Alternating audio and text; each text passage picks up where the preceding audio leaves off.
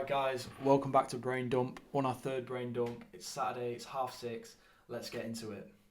Off the cuff, so no stopping, we're just going to go straight to it. So today I want to talk about anxiety, and the chances are if you've clicked on this video, you struggle with anxiety, or you know someone that struggles, or you're just curious to watch this video, I'm not sure. But I've struggled with anxiety for quite a few years, and for the first few years I didn't realise I struggled with anxiety.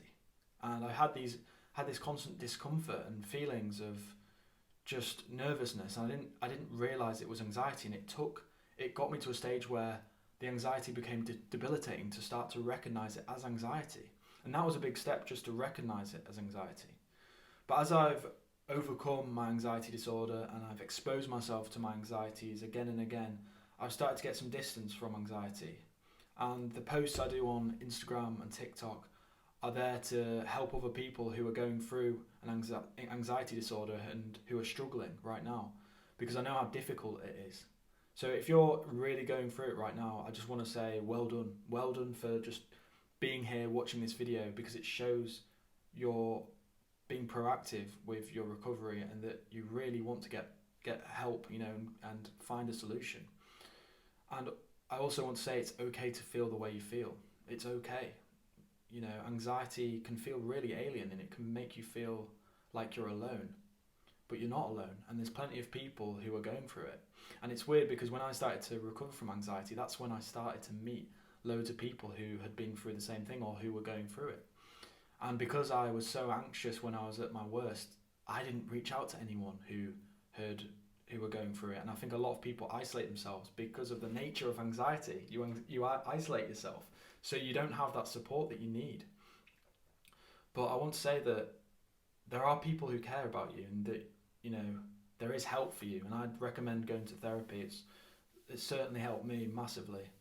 But I wanted to talk to you guys about an analogy I came across about anxiety, and it's an analogy that helps you overcome anxiety and gets clarity on how to do that. Because at school we're not taught how to deal with negative emotions. And I think it's crucial that we learn how to deal with negative emotions, because there's no blueprint, and we just have to figure it out the hard way most of the time.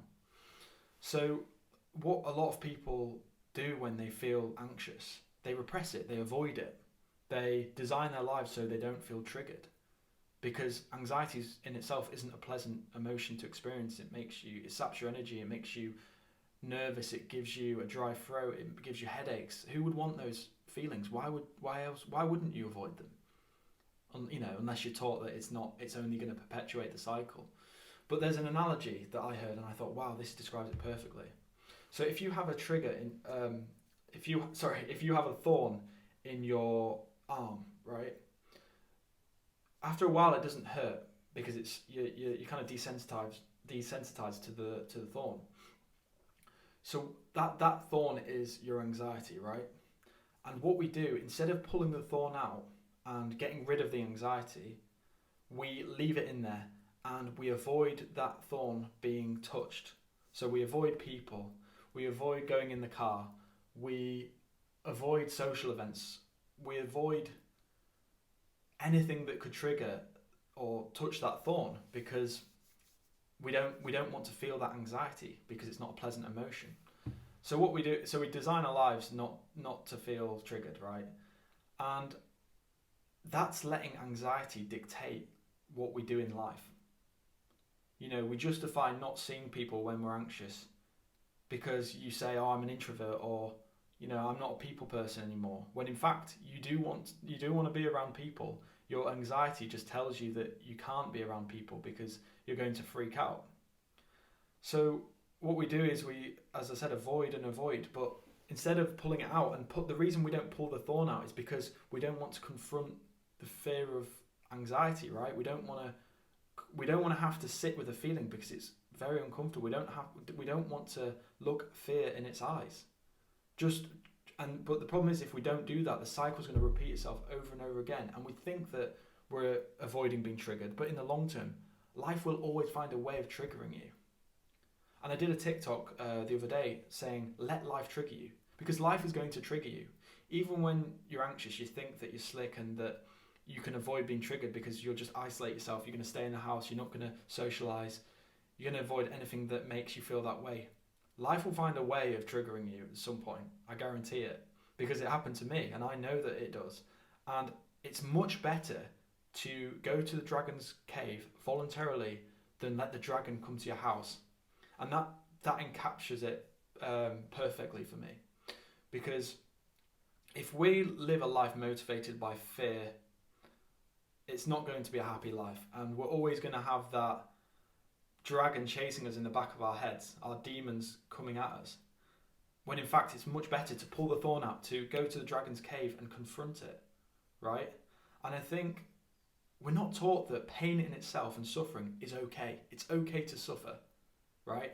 In fact, suffering is necessary. It's what builds character. It's what builds our strength, our inner strength and resolve. But we're not taught that. And what our instinct is just to avoid suffering.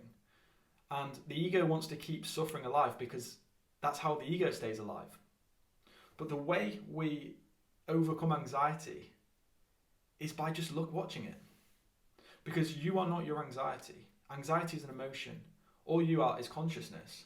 You're the subject, your consciousness, and the anxiety is the subject. Sorry, the object. So you've got the subject, which is consciousness, and then the object, which is anxiety and emotions, thoughts, everything else. So how you overcome anxiety, in a nutshell, is you let life trigger you. You welcome in suffering. You welcome in those feelings of nervousness, of panic sometimes. You let them in. You let your body and your mind resolve itself by putting yourself in situations that will trigger you. If you're scared of socializing, social anxiety is very common, and I've struggled with social anxiety, but you put yourself in a situation where those feelings of discomfort, the feelings of unworthiness, feelings of not feeling good enough are going to come up. And those thoughts are going to trigger your anxiety because it's a cycle you're very used to. And then what you do is, instead of freaking out, leaving the social event, or going to coping mechanisms like going on your phone, drinking, gambling, whatever it is that calms you down, you just let your mind and body just do its thing. You allow it. You allow the feeling of fear to just overwhelm you and overcome you. And for a lot of people, that seems impossible to do. And I've had people telling me that they just can't do that. And I do believe that anxiety should be confronted incrementally.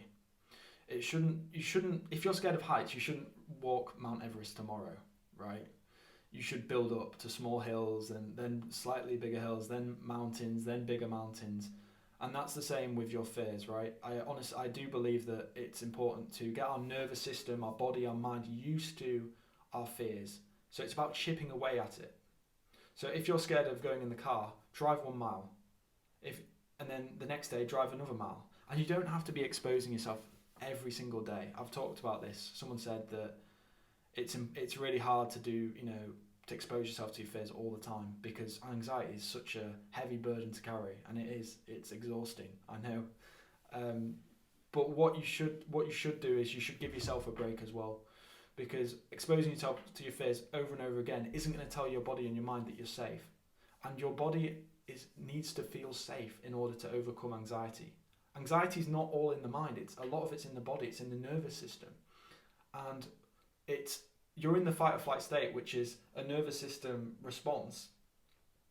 And in order to overcome anxiety, it's important to tell your body that it's safe, that it's okay, to turn that alarm off that has been on for so many years. So it's about meditating. It's about yoga. It's about exercising. It's about eating the right food. It's about affirmations, everything that's going to make you into that state of calm. So it's a process that requires a lot of things. It's not an overnight process, but exposing yourself to your fears is paramount. It really is.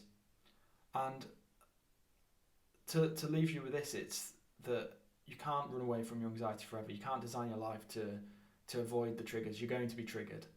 And I'm not saying, and as I said, you don't need to confront your wildest fear tomorrow. Chip away at it. Do it incrementally, because that will compound. and you will start to take control of your life. Confront your fears. Go out of your way to slay them.